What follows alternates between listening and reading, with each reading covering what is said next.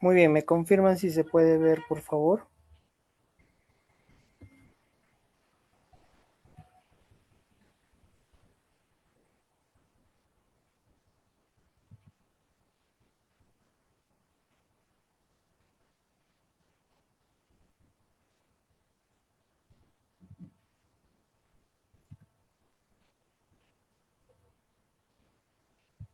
¿Sí se puede ver?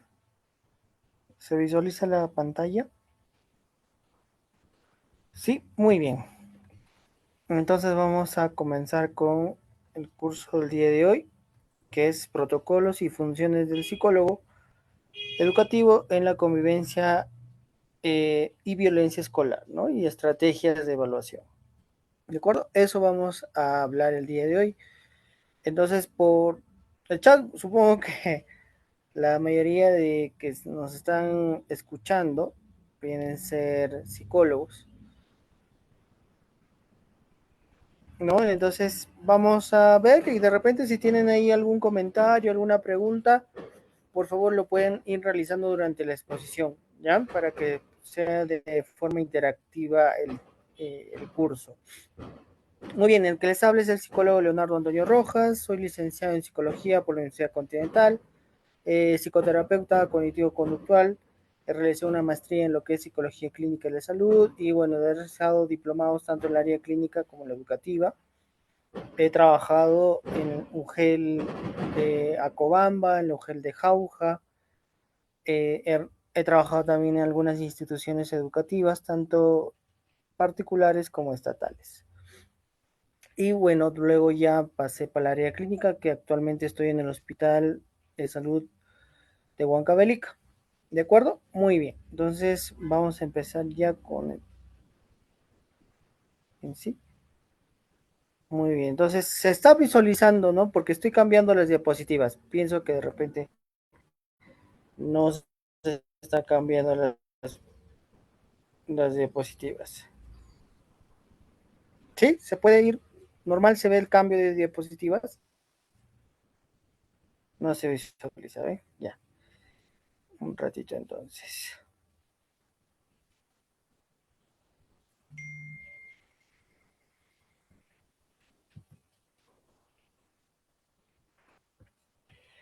Muy bien, vamos a...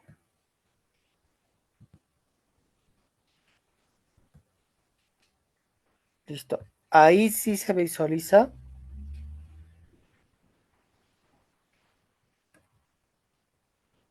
Me confirma, por favor. Sí, se puede visualizar. ¿Sí? Genial. Recording in progress.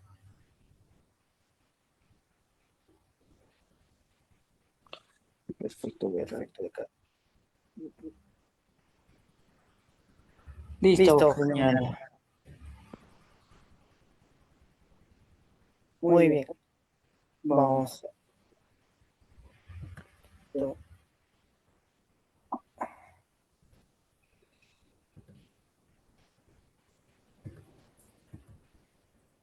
Perfecto. Ahora Ahora sí. sí.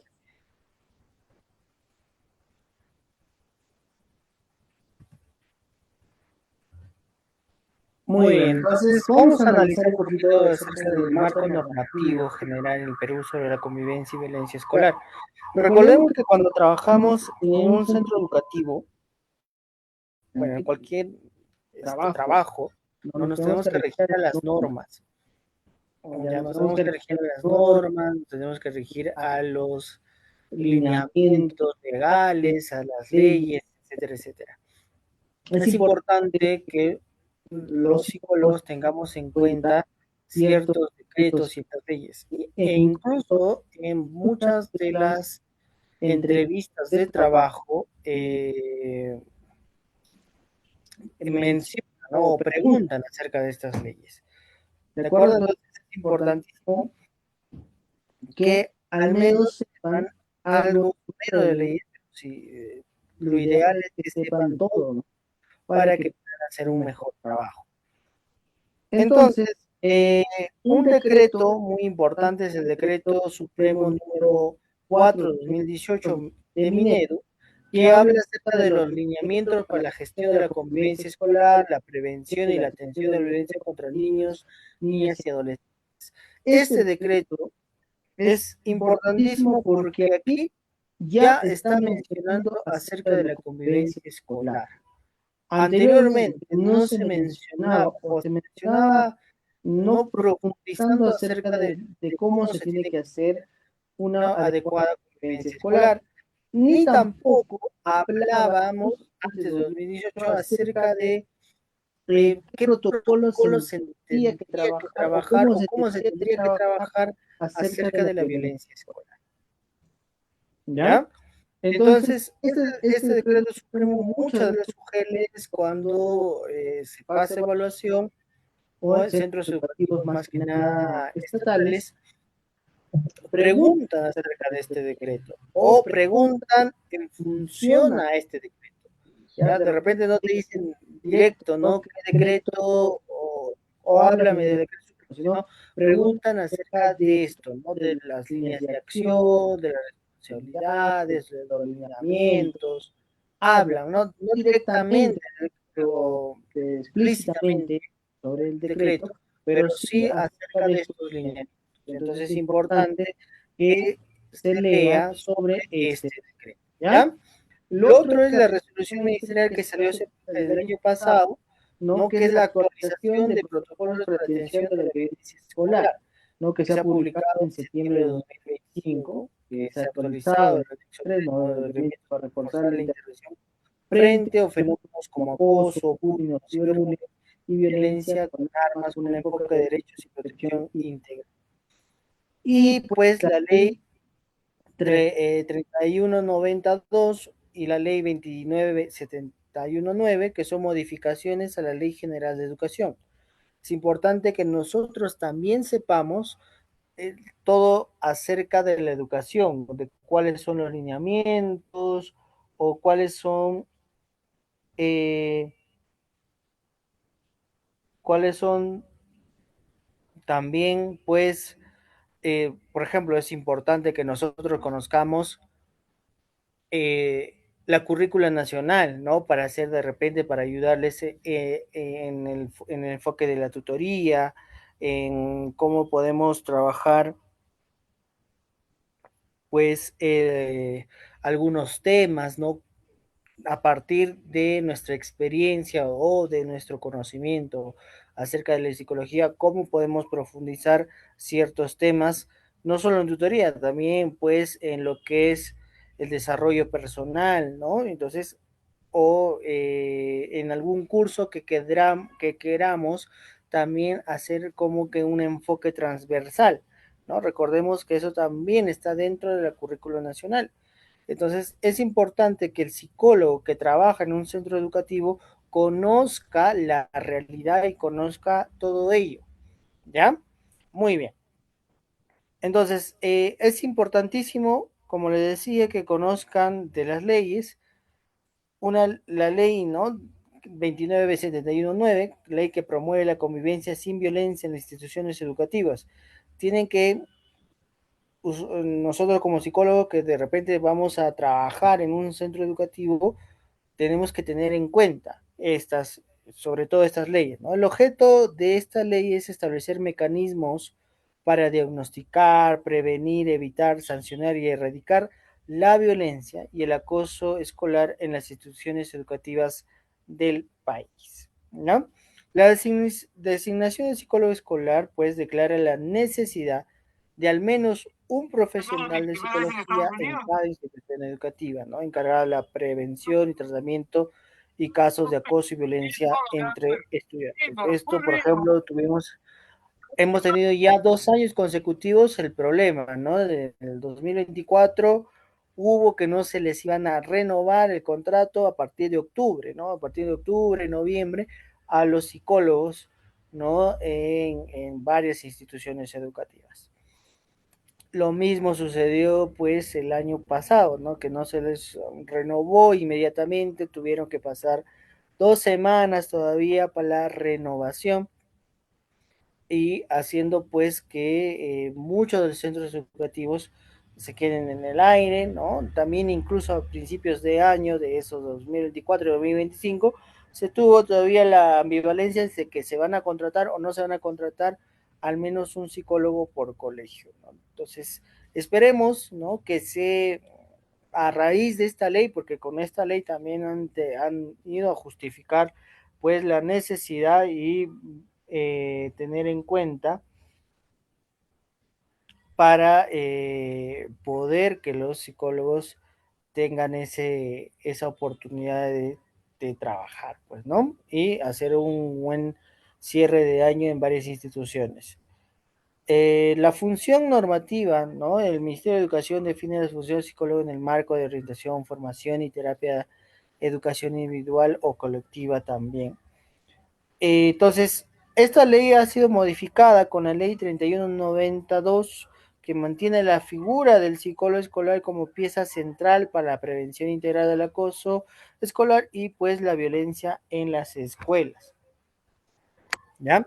Entonces, eso es algo que nosotros tenemos que tener siempre presente, ¿ya? Recuerden que son preguntas que muchas veces hacen en las entrevistas de trabajo, ¿ya? Entonces, tengamos eso siempre en cuenta o presente. Por favor.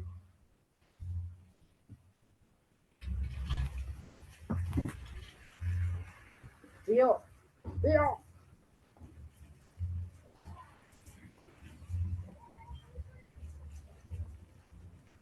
¿te subes? Ya.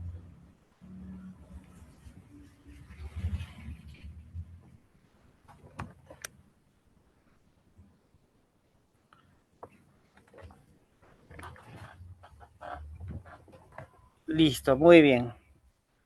Ahora, los lineamientos de gestión escolar de la comunidad escolar también es algo que, como les decía, tienen que conocer o recordar siempre.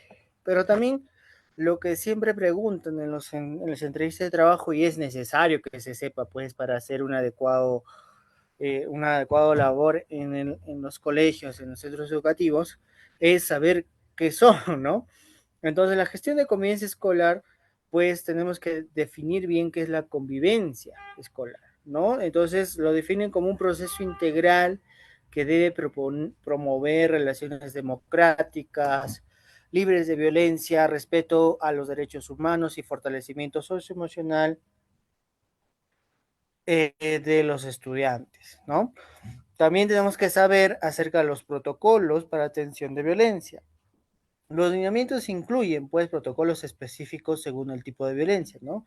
Ya sea física, psicológica, sexual, entre pares, en personal de la escuela o familiar, con pasos claros de atención, seguimiento y registro. Es algo que ustedes también al ingresar, ¿no? Tienen que saber acerca de estos protocolos de atención, porque también, como les repito, se preguntan en las entrevistas de trabajo, ¿ya? Bastante preguntan eso y obviamente para que rápido se adapte al sistema educativo se tiene que conocer.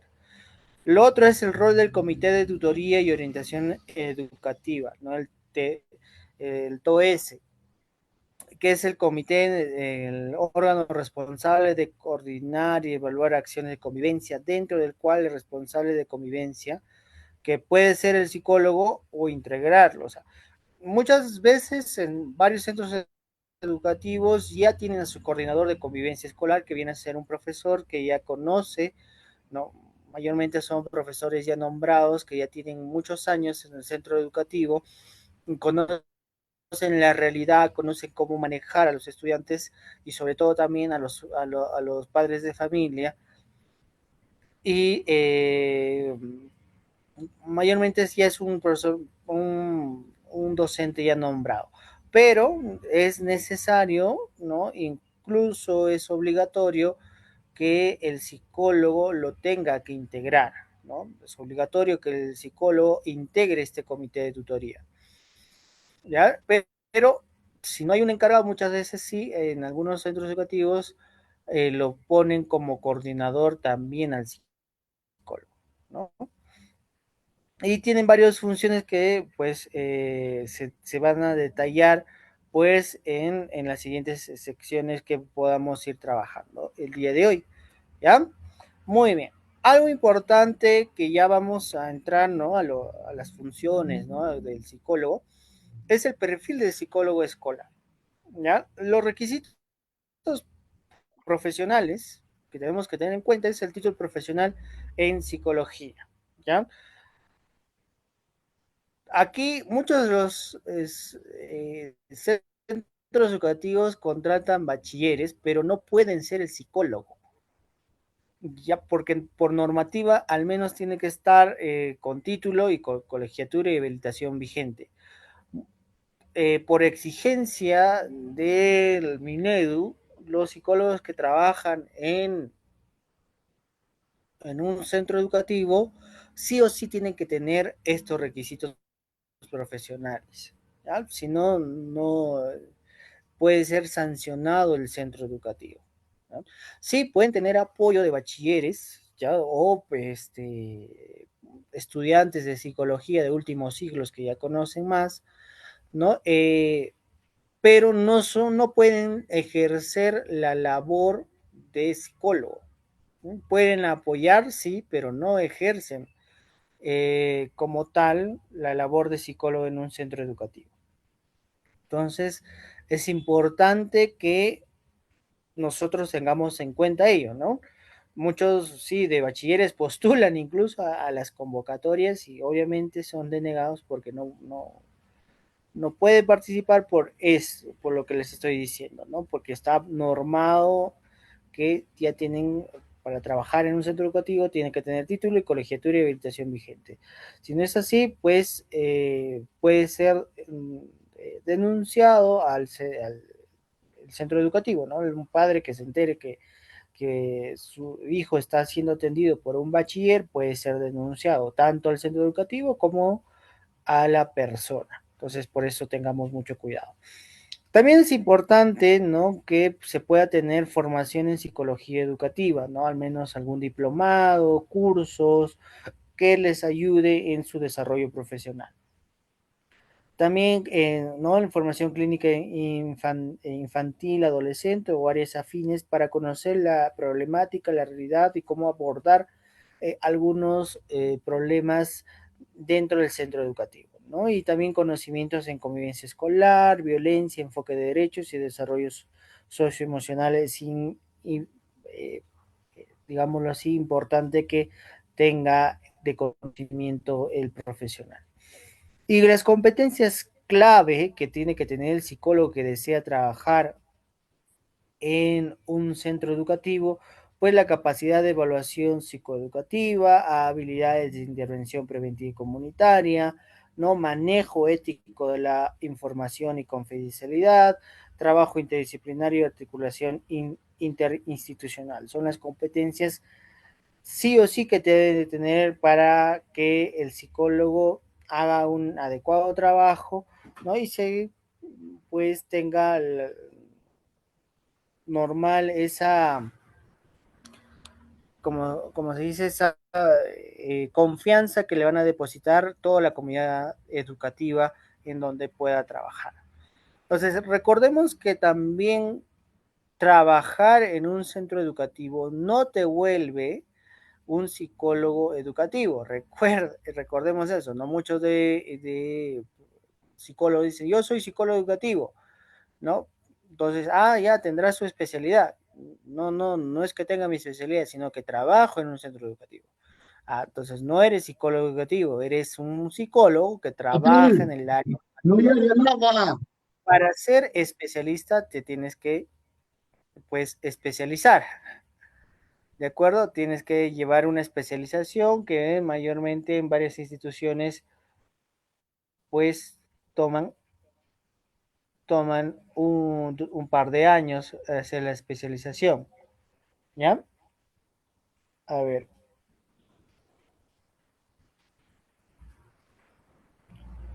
Roberto dice, con la actualización se reducieron los protocolos de detección de violencia escolar. Si se ve, con la última actualización, no se ha mantenido en 6, incluso han aumentado uno, ya son 7 protocolos. ¿Ya? El día de hoy vamos a hablar acerca de repente de 5, pero sí se han actualizado y han aumentado incluso 7 según el decreto. ¿Ya? Entonces más adelante vamos a ir hablando acerca de ello, Robert, no te preocupes. ¿Ya? De acuerdo, entonces, claro, hasta esa parte. Muy bien.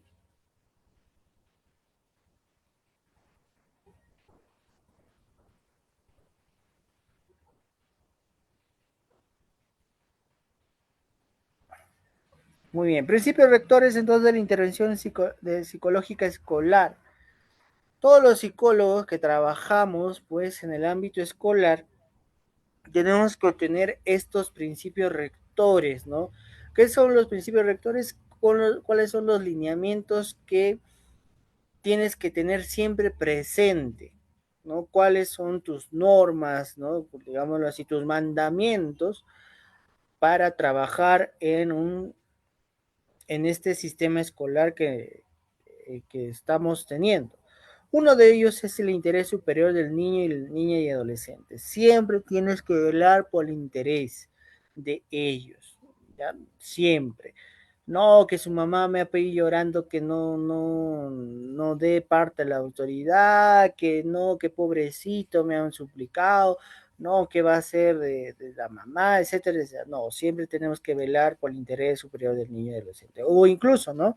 Ha habido casos que muchos docentes o personal administrativo también ha incurrido o ha tenido alguna falta contra ellos. Nosotros siempre tenemos que velar por el interés superior de los estudiantes, ¿no? No de los otros integrantes de la comunidad educativa. Siempre velar la integridad de los estudiantes.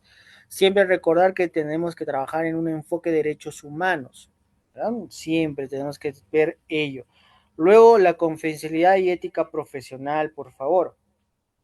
¿Ya? Tenemos que velar siempre sobre ser éticos profesionalmente, brindar la confidencialidad respectiva y todo lo demás, por favor. Luego, la prevención y promoción del bienestar. Siempre tenemos que velar por la prevención y promoción, pues, del bienestar escolar en todos. No revictimización, por favor. No buscar que los niños no se victimicen constantemente. ¿En qué consiste esto? De que constantemente no recordar el hecho, ¿no? De violencia. Oye, a ti te hicieron eso, ¿no? Oye, a ver, cuéntame, o a ver, sígueme contando acerca de esto, vuélveme a contar. No, eso tenemos que evitar, ¿no? Muchas veces se genera mucha morbo, ¿no? Dentro del sistema o dentro de la comunidad educativa cuando sucede algo, ¿no? Algo de violencia y están ahí los estudiantes buscando enterarse más información y hacen que se revictimice la persona. Entonces tenemos que evitar ello y buscando sobre todo salvaguardar la integridad de la persona agredida, de la víctima. ¿Ya? Y siempre pues con un enfoque de inclusión y enfoque intercultural. Muchas veces nos toca trabajar en zonas que tienen distinta cultura. Nino Pérez Márquez, las madrinas, Carolina, Casa de Ramos, Linda, Omar. Por favor, su micro, Robert.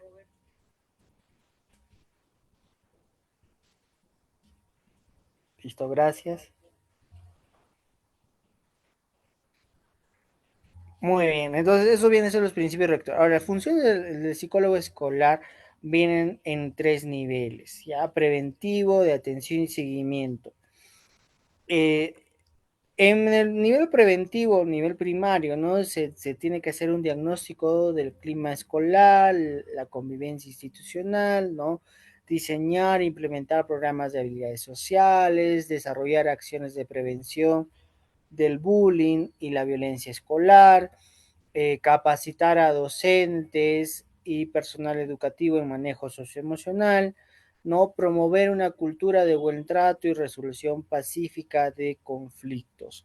Eso es importante que nosotros en nivel primario netamente prevengamos algunos hechos de violencia ¿ya? Siempre tenemos que buscar nuestro trabajo, es netamente no tanto intervenir, sino más es prevenir, ¿no? Y se previene desde un buen plan de acción.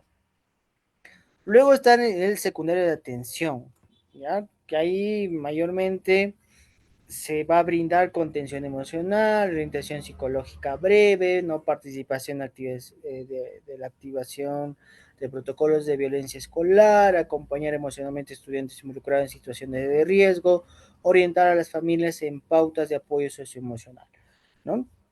Pero recuerden que nuestro mayor trabajo es preventivo, nosotros. ¿Dónde se va a ver más tu trabajo? Es en nivel preventivo. Recuerda eso. ¿Dónde se te va a ver más o se va a percibir que estás haciendo un buen trabajo? Es en nivel preventivo. Desarrollen cuanto más programas, desarrollen campañas, desarrollen, así como hay círculos de estudio, busca la manera de hacer círculos de desarrollo de habilidades sociales, busca trabajar bastante con los padres de familia, ¿no? En escuela para padres, pero no solo te limites a los dos o tres obligatorios que se tienen que hacer, sino busca profundizar tu trabajo de manera preventiva, ¿no? Por eso el diagnóstico que hagas en un principio, ¿no? Te va a permitir desarrollar un buen trabajo. Por eso busca hacer trabajos preventivos. Ahí se nota el trabajo del psicólogo. En en el segundo, el nivel de atención, no tanto, o sea, porque es más que nada individualizado. Ahí no se nota mucho tu trabajo, ¿no? Más se va a notar a nivel macro, pues en que hagas por prevenir las situaciones de violencia. Porque en la atención ya están los protocolos, ya van a estar, o sea, es netamente seguir, hacer el seguimiento, hacer procedimientos, hacer las derivaciones, ¿no? Es más cumplir con todos los pasos que te indican, ¿ya? Mayormente es eso. Pero ¿dónde se ve nuestro trabajo? En el nivel preventivo, ¿ya? Y luego en las funciones del seguimiento de nivel terciario, pues es de seguimiento, que es realizar el seguimiento psicoeducativo, los casos atendidos, coordinar con servicios externos de salud y protección, elaborar informes técnicos de evolución y recomendaciones, ¿no? Eso en el nivel de seguimiento, nivel terciario. Ahora, funciones técnicas y profesionales que vamos a tener dentro de un centro educativo. Uno que les estaba mencionando, integrar el comité de tutoría y orientación educativa, o algo similar que se dé en educación de repente en centros particulares, por ejemplo, no tienen esta denominación, muchos de ellos, ¿no? Lo dominan de otra forma. Entonces, tienen que aportar, ¿no? Su experticia para planificación, ejecución de acciones relacionadas con convivencia, prevención y atención de violencia.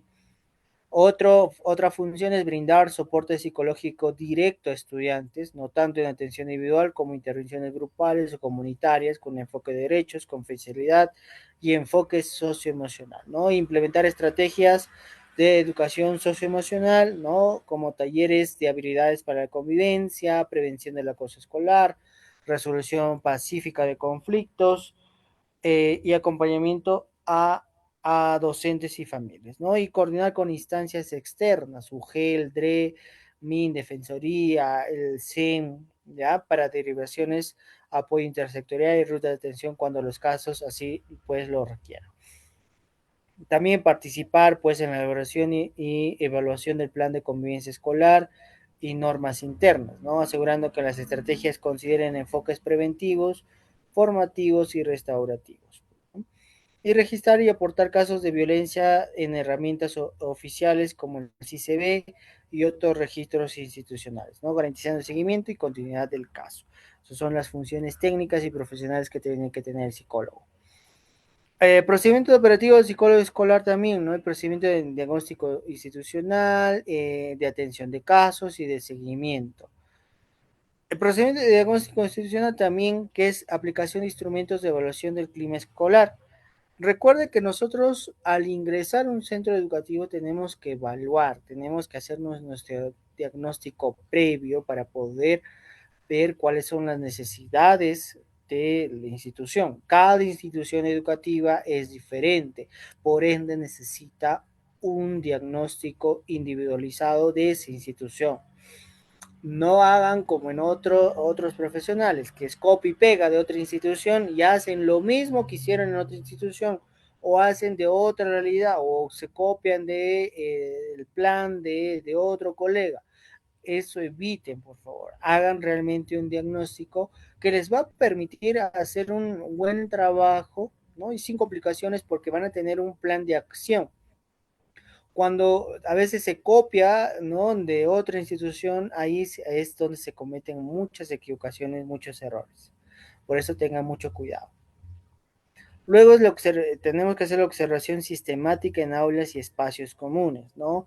Tienes que dedicarte a ver cómo se comportan en las aulas, en los recreos, ¿no? Cuando están sin profesor, ¿no? Siempre es importante esa observación que directa de la conducta de los estudiantes en ese centro educativo.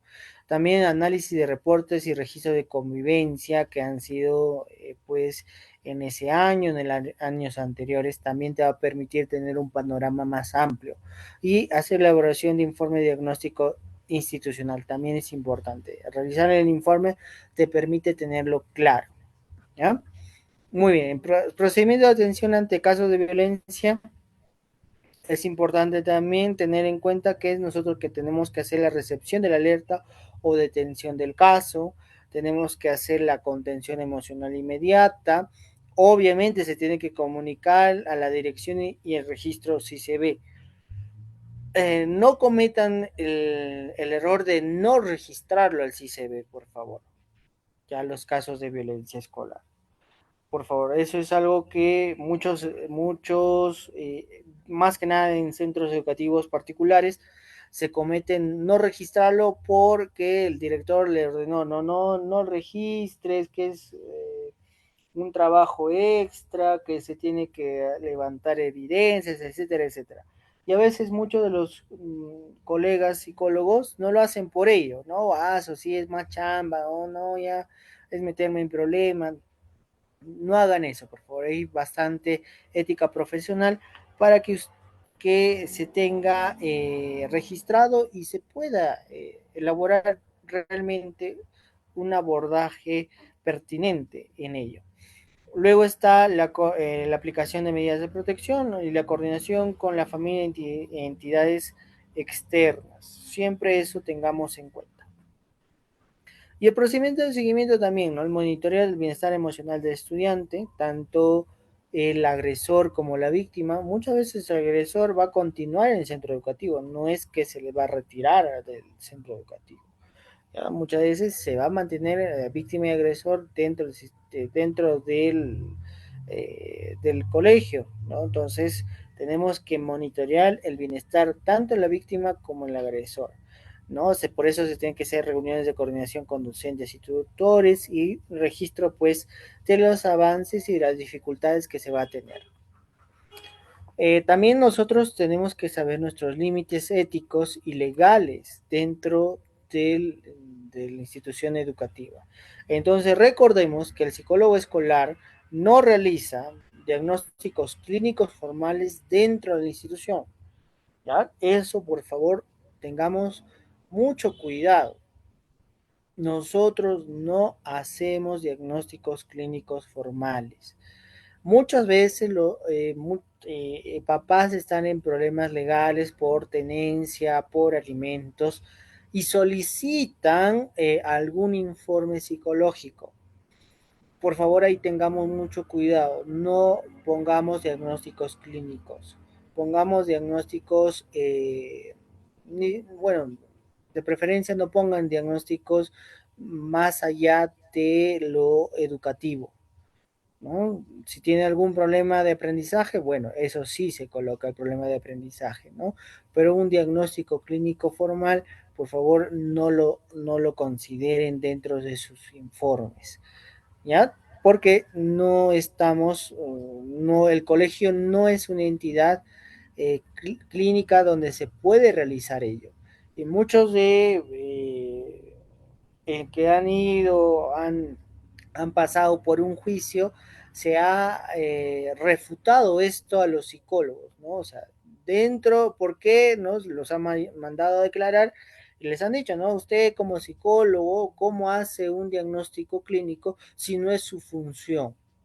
Su función es velar por la convivencia escolar, denunciar hechos de violencia, pero más no hacer un diagnóstico clínico, porque usted no está en un centro de salud, está en un centro educativo.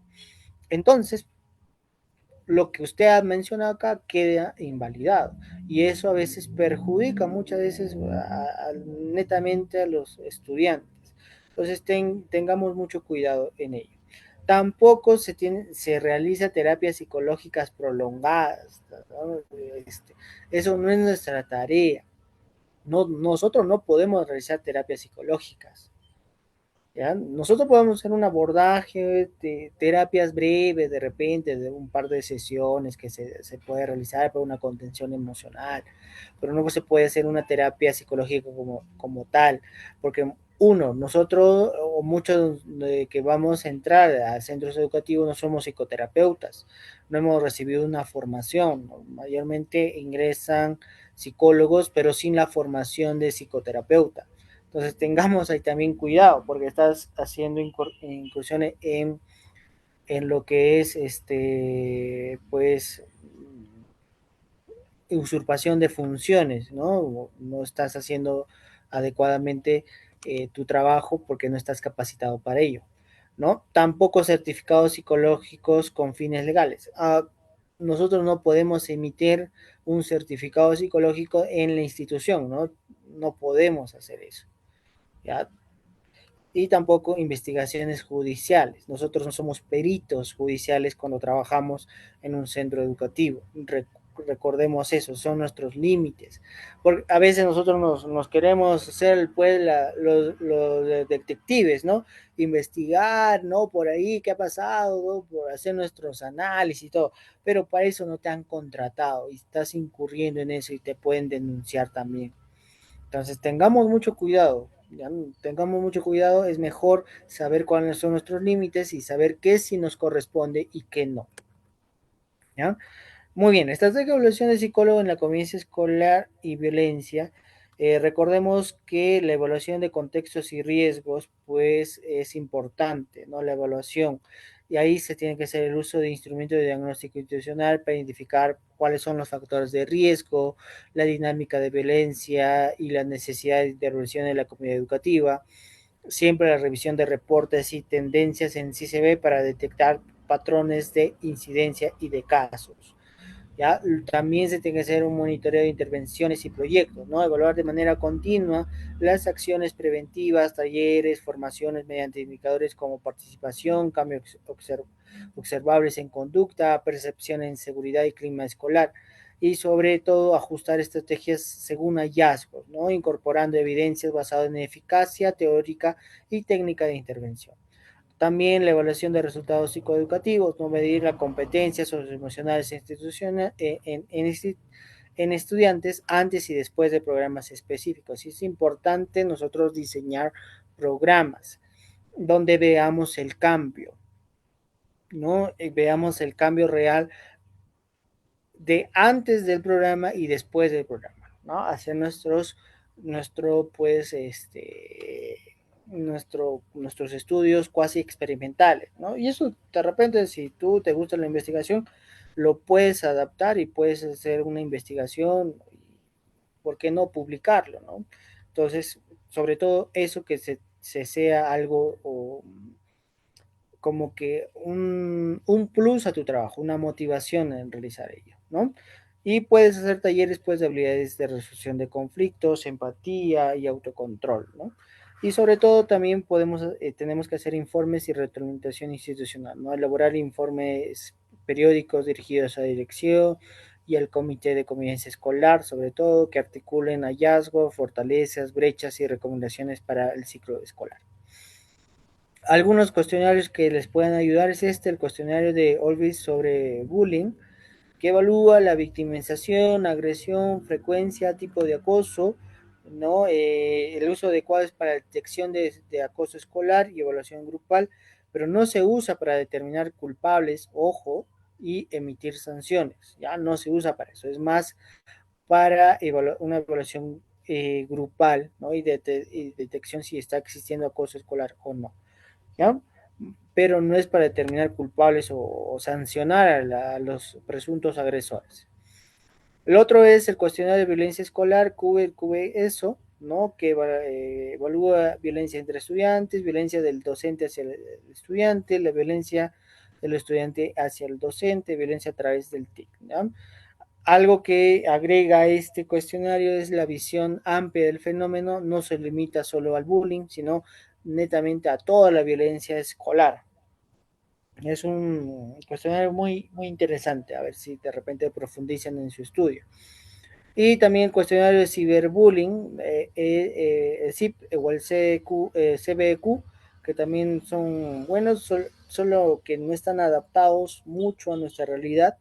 Ese es el detalle, no están adaptados a nuestro contexto. Si de repente a alguien le gusta la investigación, sería importante que lo puedan realizar, ¿ya? Y el uso, pues, se tiene que hacer en un nivel secundario, ¿no? Y pues también en contextos de alta exposición digital, ¿no? Hay muchos centros educativos que pues todo es digital, ¿no? Incluso algunos centros educativos particulares ni cuaderno llevan, ¿no? Más llevan una tablet, tienen aulas virtuales, ¿no? La modernidad ha traído con ello eso, pero también ha traído peligros como el ciberbullying o también el ciberacoso, ¿no? Entonces, tenemos que tener y estar pues a la par de ello también. Y también podemos hacer la evaluación de escalas de habilidades sociales, ¿no? Del GHOST, por ejemplo, de Goldstein o de Gizmero, que evalúa asertividad, empatía, manejo de conflictos y autocontrol, ¿no? Y es para identificar necesidades formativas y pues diseñar talleres emocionales que nos van a permitir mejorar en ese punto. ¿De acuerdo? Muy bien. Entonces, ahí hemos hablado netamente cuáles son las funciones y cuáles vendrían a ser ello. A partir de aquí vamos a hablar un poquito acerca de la violencia. Nosotros tenemos que entender la diferencia en qué es violencia y conflicto, por favor. ¿Ya? La violencia es algo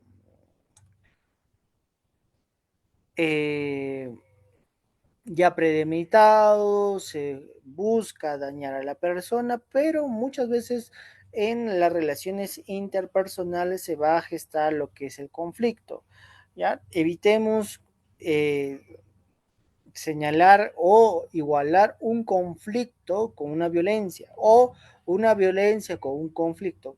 Tratemos de diferenciar ello, ¿no? Un conflicto es diferente, muy diferente a una violencia, ¿ya?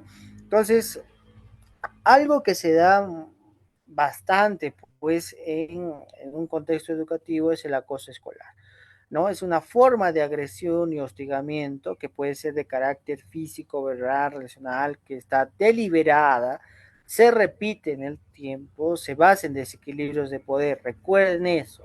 Ahí sí estamos hablando de violencia, ¿ya? Cuando es deliberada, se está repitiendo en el tiempo y se basa en desequilibrio de poder, ¿no? Y que impide que la víctima se defienda. Ahí sí estamos hablando de violencia, ¿no? Acoso escolar, o más conocido como el bullying, ¿ya? Tenemos que tener en cuenta ello. Recordemos que también nosotros trabajamos en una comunidad educativa y como comunidad hay vamos a decir, personajes, ¿no?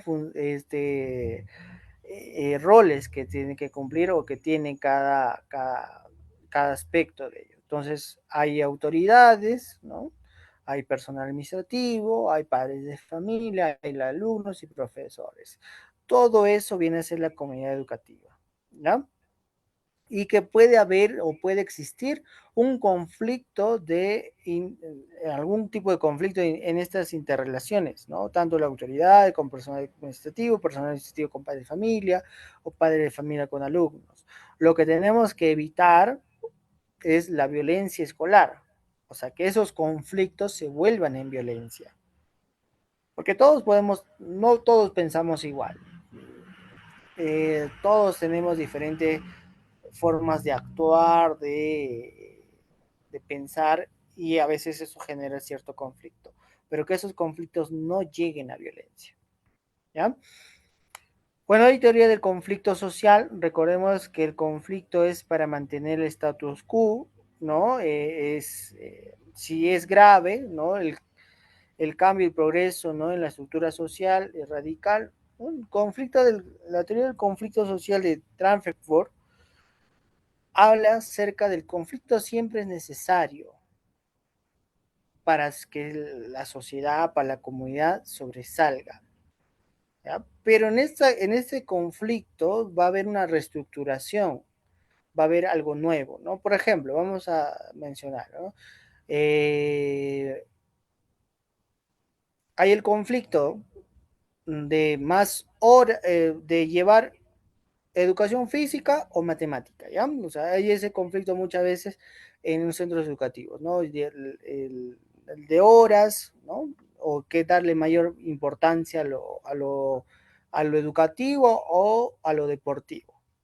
Existe muchas veces ese conflicto, no solamente en profesores, sino también en padres de familia e incluso en estudiantes, ¿no? Eso es algo que muchas veces se da ese conflicto, ¿no? Darle eh, mayor importancia a lo educativo o a lo deportivo.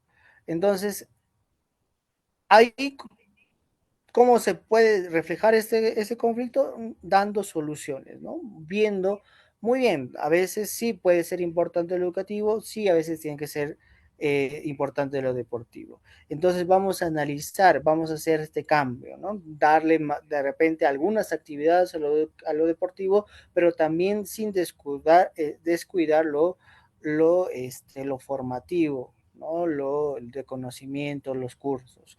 Entonces, hacemos, sí, de repente 40-60, ¿no? 40% de actividades recreativas porque es necesario y 60 actividades académicas. Todo ese conflicto se está dando una reestructuración social, ¿no? Entonces el niño o el estudiante va a entender que no solo es importante lo educativo, pero que también es importante lo deportivo, lo físico. Entonces ahí se reestructura lo social, ¿no? Y ahí hay un cambio y que puede ayudar a un progreso, ¿no? Tener a un estudiante que sepa, que conozca bastante y que también tenga un desarrollo corporal sano, le va a permitir pues tener una educación integral, ¿no? Por ejemplo, ahí se está funcionando directamente la teoría del conflicto social. Por ello, como les decía, ¿no? La resolución de conflicto se puede dar de dos formas, ¿no? Por la violencia o por la paz. Por la violencia, paradigma obsoleto y excluyente, ¿no? Si yo gano, tú pierdes. Y a veces eso es algo que se tiene que ir cambiando la forma de pensar. Muchas veces que queremos imponer nuestras ideas, pero no queremos llegar a un acuerdo. Muchas veces en los conflictos se da eso. Queremos imponernos lo que nosotros vemos, queremos que nuestro grupo solo gane y que el otro pierda. Ahí estamos ejerciendo violencia, ¿no? Entonces tenemos que evitar ese ejercicio de violencia, sino cambiarlo por la paz, que es mediar, negociar, conciliar. Y esta resolución de este conflicto va a ser ganar, ganar, ganan todos, ¿ya? Y eso tenemos que tratar como psicólogos de inculcar en el colegio que podamos estar trabajando. El clima social institucional de conflictos, no todos los agentes de la comunidad educativa, el acoso escolar entre pares, ¿no? Se puede dar dentro de esto, Recuerden que la violencia es aprendida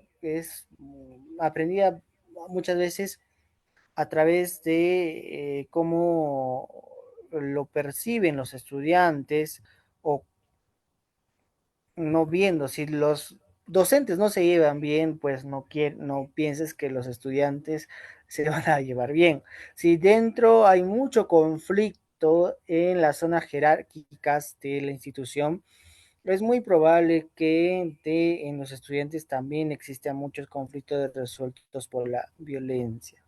Tengamos mucho cuidado. Sí, hay muchas comunidades, muchos entornos muy violentos que eso origina pues que se den muchos casos de violencia escolar también, ¿no? Por eso tenemos que tratar de tener bastantes programas o talleres que inculquen factores protectores. Puede haber un montón de factores de riesgo, pero si nosotros hacemos también de igual cantidad o mucho más factores protectores, van a ayudar a reducir la probabilidad que se dé casos de violencia. Entonces, recordemos que la violencia es por encima de todo un acto intencional, una acción que lleva dentro de sí la intención de hacer daño, ¿no? La intención forma parte de la naturaleza del acto violento. Recuerden eso, ¿no? La violencia es un acto intencional, no es, es cómo resolvemos esos conflictos que podamos tener. Entonces, la violencia escolar entre pares, más conocido como bullying, ¿no? Es el tipo de comportamiento agresivo que intencionalmente hiere o hace daño a otra persona, siempre con repetición, ocurre en más de una ocasión y que acostumbra implicar un desequilibrio de poder entre el acosador y la víctima, ¿no? Por lo que esta se define con dificultad.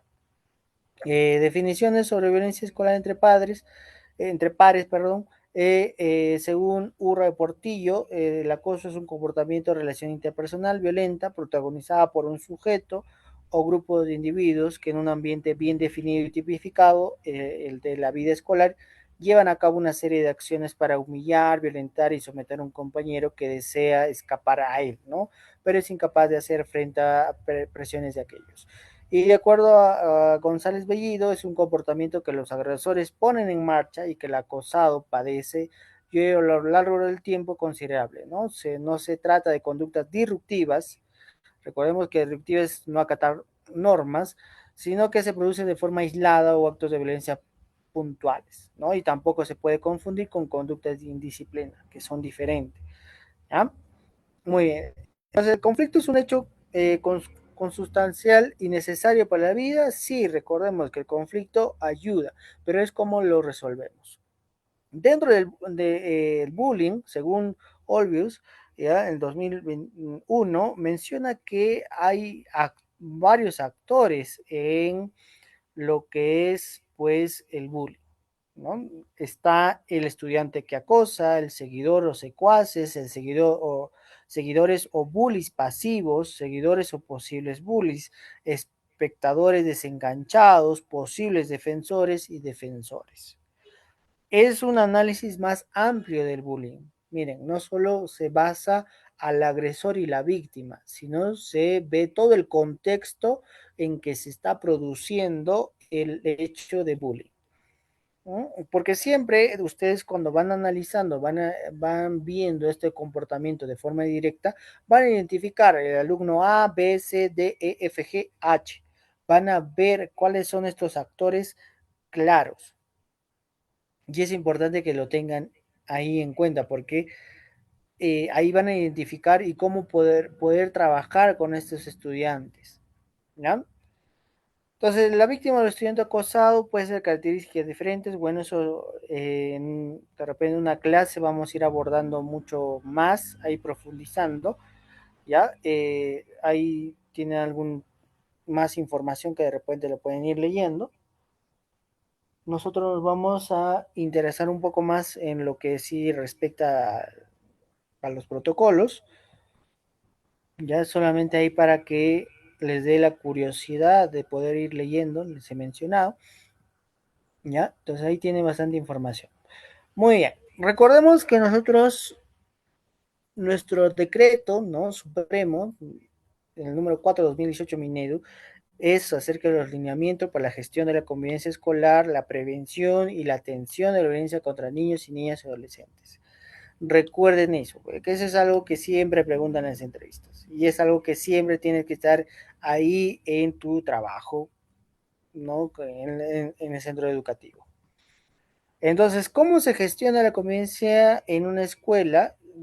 Según este decreto supremo, hay líneas de acción. Una es la promoción, otra es la prevención y otra también la atención, algo que hemos ido hablando en un primer momento, ¿no? Lo que busca es, pues, dentro de la promoción, fomentar relaciones de buen trato, ¿no? En la prevención es intervenir de forma anticipada para abordar incidentes o situaciones, y en la atención, pues, intervenir de forma oportuna, efectiva y reparadora sobre los hechos de violencia detectados en el ámbito escolar, ¿no? En la promoción se va a dirigir a los actores de toda la escuela, requiere el compromiso de toda la comunidad educativa. En la prevención, a todos con énfasis en quienes se encuentran frente a un mayor riesgo, y en la atención, pues, directamente a las víctimas y agresores, ¿no? Y las actividades, pues, que se hacen en la promoción es elaborar normas de convivencia, promover la participación democrática, promover el uso de una disciplina escolar enmarcada en el enfoque de derechos y libres de maltrato y ni humillación, netamente que es la disciplina positiva, ¿no? Y generar oportunidades para el desarrollo personal de docentes y administrativos, y en la prevención, pues, incorporar a la red local de servicios especializados que previenen y atienden la violencia contra niños, niñas y adolescentes. Es importante que ustedes tengan sus aliados estratégicos, siempre, siempre, CEN, de MUNA, trabajar con la policía, si está cerca, por ejemplo, yo he trabajado en Jauja, y nuestro aliado estratégico, por ejemplo, era el cuartel. Venía gente, tenientes o sargentos con algunos de su tropa y venían a inculcarles, venía a darle charlas acerca de qué es patriotismo, les enseñaban, los sacaban a correr incluso. Entonces, era un buen aliado estratégico porque les daba otro panorama o también les daba mucho mayor información real acerca de qué es la vida militar, ¿no? Entonces, también podría ser un aliado estratégico si ustedes están dentro de un contexto muy cerca a lo que es de repente un cuartel o un centro de repente policial, in, incluir a este aliado estratégico porque es algo nuevo, es algo que les ayuda también a los chicos a tener una visión mucho más amplia. Entonces también la atención de la violencia contra niños, niñas y adolescentes también es atender la situación de violencia de acuerdo a los protocolos y la normativa vigente, ¿no? Y estos protocolos de atención de la violencia contra niños y adolescentes son estos, ¿no? Es importante también esto, el leer la resolución ministerial de 274-2020 de Minedu, que habla acerca de los protocolos, ¿ya? Y se diferencia según los actores involucrados. Los protocolos de atención de la violencia escolar vienen a ser las situaciones de violencia entre estudiantes, la situación de violencia del personal de la institución hacia estudiantes. ¿Ya? El protocolo 1, violencia psicológica y física, ¿ya? Sin lesiones, ese es el protocolo 1. Protocolo número 2, violencia sexual y física con lesiones y o armas. La violencia del personal de la institución hacia estudiantes. El protocolo número 3, que es violencia psicológica, violencia física, protocolo 4, y el protocolo 5, violencia sexual. ¿Ya? Dentro de estos protocolos hay 4 pasos para la atención de la violencia escolar. Uno de los pasos es la acción, segundo paso, derivación, tercer paso, seguimiento, y cuarto paso es el cierre. Dentro de la acción, la institución educativa detecta el caso y toma medidas para proteger al estudiante agredido, ¿no? Evite una nueva exposición del estudiante y coordina con y tutores la intervención del caso. Aquí, ¿qué tenemos que hacer? Pues informar a la familia sobre el hecho, reportar el hecho en el portal si se ve, informar el hecho a las acciones realizadas a la UGEL, ¿no? Eso es en la acción. En la derivación, la institución educativa coordina con un servicio externo especializado para la atención de los estudiantes involucrados en los hechos de violencia, ¿no? Y se da orientaciones a la familia de los estudiantes sobre los diversos servicios que pueden acudir, ¿no? Centro mental comunitario, me estaba olvidando de ese aliado también estratégico, que es el centro mental comunitario, que es también muy bueno tener como aliado estratégico, ¿ya? O a la posta de salud, de repente, viendo cuál se te acomoda más como en el área estratégico, pero ahí también se tiene que hacer la derivación para la atención especializada.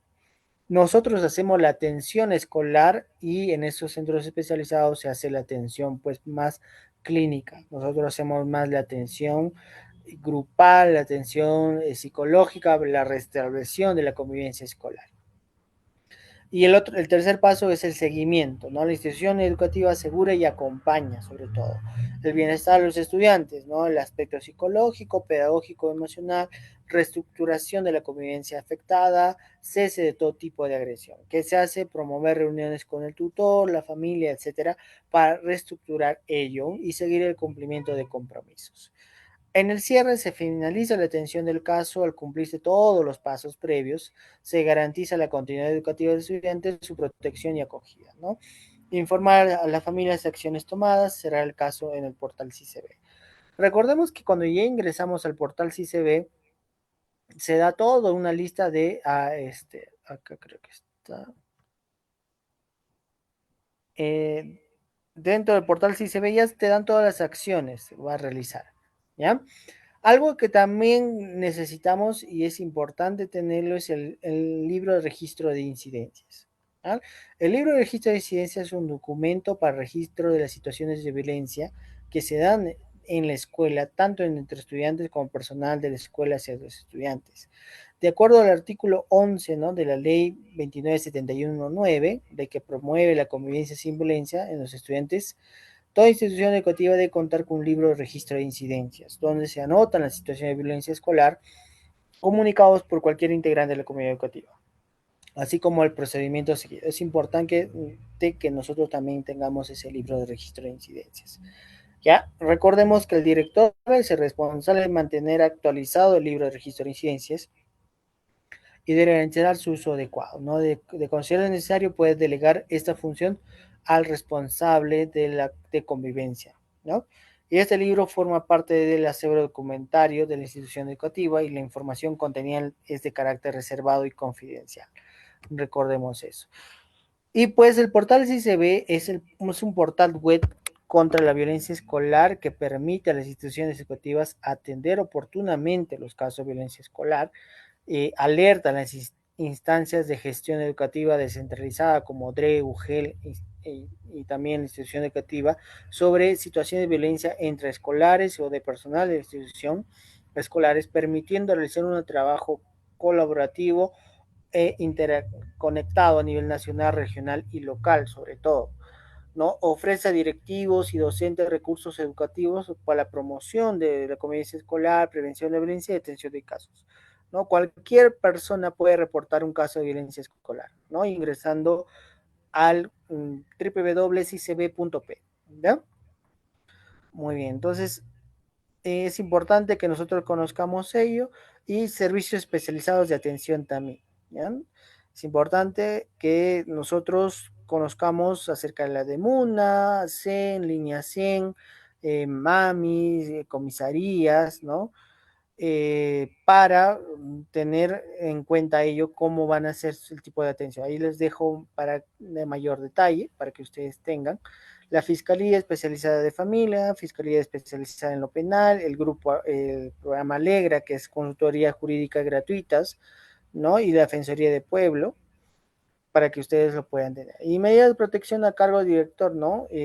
Informar inmediatamente a la autoridad policial en caso que sea muy grave el caso de violencia, ¿no? Ha existido muchos casos muy graves de violencia que se ha tenido pues que tener estas medidas de protección, ¿ya? Entonces ahí les dejo mayor información para que les puedan tener. Ya hemos cumplido nuestra hora de clase. Entonces, pero sin antes, si tienen alguna pregunta, es, es el momento de que la puedan realizar, por favor.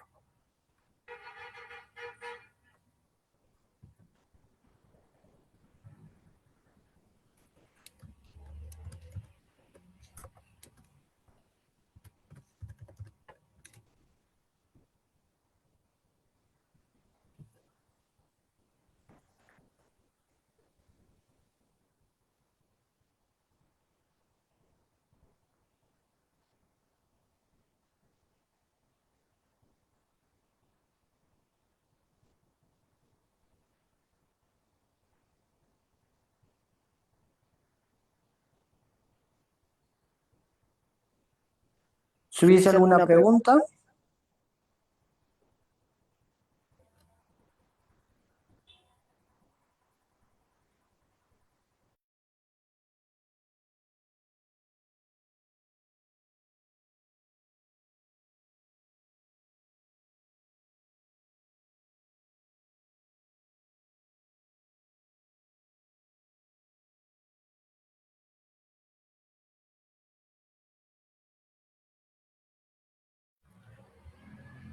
Genial. En el nivel inicial, ¿cómo se aplican los protocolos? Perfecto, muy bien. Eso es una buena pregunta que se ha resuelto con la última resolución, que justamente Robert creo que estaba hablando acerca de esta resolución del 2025, del año pasado, y que habla acerca del nivel inicial. ¿Ya? Ahorita te la muestro para tenerlo en cuenta.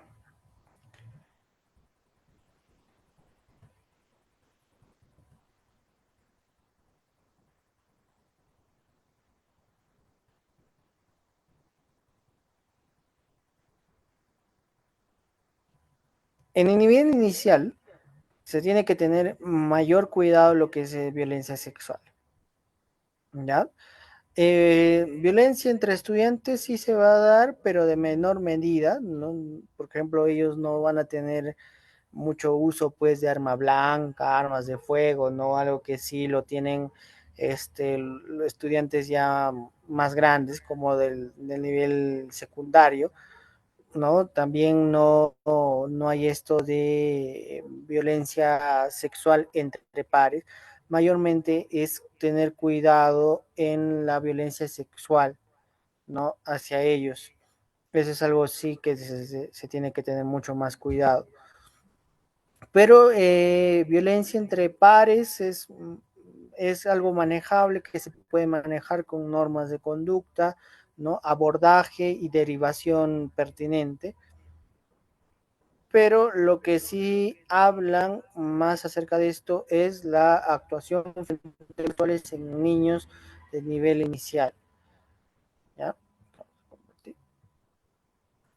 Y justamente esta resolución habla, ¿no? Entonces, como vemos aquí, en el nivel inicial, el desarrollo de la sexualidad forma parte del crecimiento integral de niños durante esta etapa. La exploración del cuerpo, así como la curiosidad que despierta la diferencia física entre varones y mujeres, parte del desarrollo sexual. Por lo tanto, no hay que valorar ni reaccionar con base a perjuicio cuando los niños tocan sus genitales o de sus pares, pues este tipo de exploración no es en absoluto de naturaleza sexual en el sentido adulto, sino que forma parte de un proceso de descubrimiento, aprendizaje y comprensión de sí mismos y del mundo que los rodea. Sin embargo, es fundamental diferenciar la exploración sexual propia del desarrollo de la primera infancia de comportamientos sexuales explícitos e inapropiados para estas edades, causadas por exposición a situaciones de riesgo o violencia sexual. Ante situaciones se requiere una intervención oportuna y específica, ¿no? Lo que se tiene que hacer es la detección temprana, que es la observación sistemática en la interacción entre pares, identificación de señales de alerta, situaciones o indicadores que permitan sospechar que el niño o niña es víctima de violencia sexual, ¿no? Considerar la revisión del documento, ¿no? Por ejemplo, hay un documento muy bonito que es señales de alerta ante posibles situaciones de violencia contra niños y niñas y adolescentes. Es importante que si usted está trabajando en un ámbito de educación preescolar, importante que usted lo pueda leer, ¿no? El registro de conductas recurrentes y que no son propias del desarrollo evolutivo, ejemplo, simulación de actos sexuales, lenguaje sexualizado inusual, sus juegos o dibujos están relacionados con genitales o actividad sexual, entre otros, ¿no? Y luego que se tiene que hacer la intervención inmediata, ¿no? Tipo de situación, conductas sexuales que podrían ser inicio de abuso sexual, sufrido exposición a contenido sexual inadecuado. Acciones del tutor, que es reuniones con el padre de familia y apoderado. Acciones que es de dirección inmediata a la fiscalía. Si nosotros ya detectamos si hay algunos indicios, es importante o mixta el centro de salud para la atención psicológica, ¿no? Los responsables va a ser el director de instituciones educativas, responsable de convivencia escolar, El instrumento es el oficio de derivación a la Fiscalía de la Familia Mixta y al Centro de Salud para la Atención Psicológica. El plazo es dentro de las 24 horas de conocido el caso, ¿no? Y seguimiento y acompañamiento de la familia en coordinación con los servicios especializados. Por eso es con los niños de preescolares tener bastante cuidado y estar ahí bastante observación, ¿ya? Más que nada en ello. En los otros, que son violencia entre pares, es manejarlo más que nada con las normas, condicionamientos, ¿no? Velar siempre por la integridad, por ellos, ¿no? Pero mayormente se tiene que tener estas conductas, ¿no? Nos menciona esta resolución. ¿Ya? A los que se logren escribir al programa, ¿no? Por la señorita para que van a tener el certificado, se les va a compartir la resolución, ¿no? Ya lista para que ustedes la puedan tener. Y también todos los PPTs de la clase, más su certificado, ¿ya? ¿Hay alguna otra preguntita más?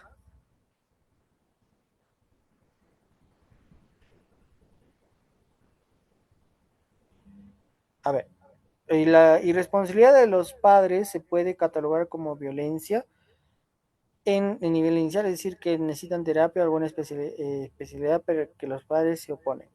Ah, ya, eso sí puede ser denunciable por negligencia, o sea, es violencia por negligencia, ¿no? Por ejemplo, que el niño tenga rasgos, ¿no?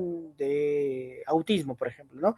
Y nosotros hemos detectado y le decimos, no, pues, su hijo no le digo que tenga autismo, ¿no? Eso siempre aclarar, por favor, siempre aclarar, ¿no? Nosotros no somos clínicos y también a los docentes también no decirles, porque hay docentes que dicen, no, ese niño es autista, sin de repente tener conocimiento real de qué es el autismo, etcétera, ¿no?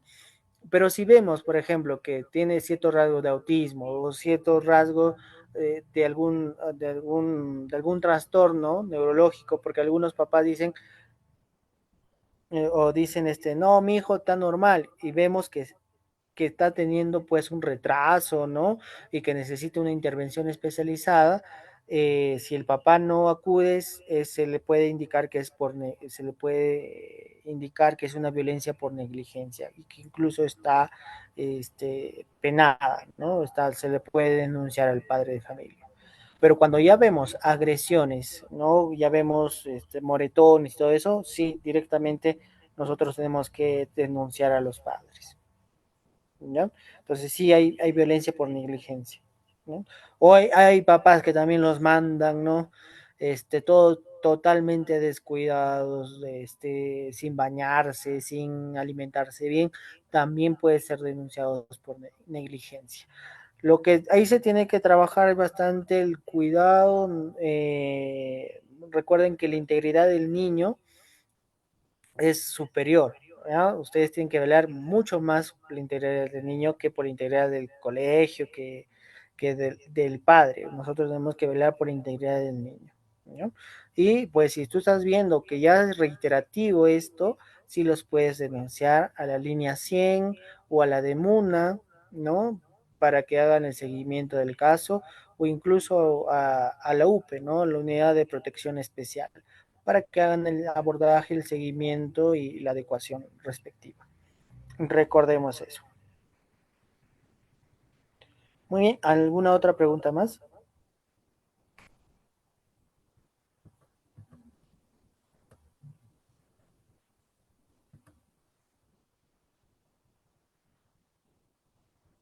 ¿Ha quedado todo claro?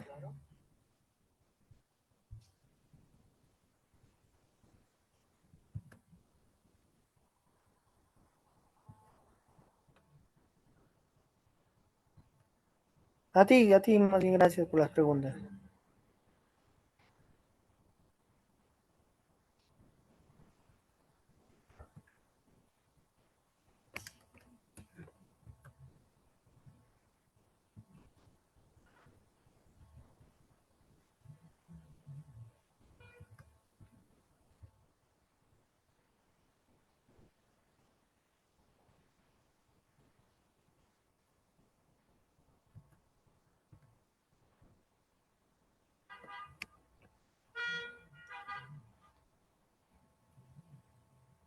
Muy bien, creo que no hay ninguna otra pregunta más. Esperando que haya podido entender, que les ayude esta información. Esperamos encontrarnos en un siguiente curso. Muy buenas noches con cada uno de ustedes.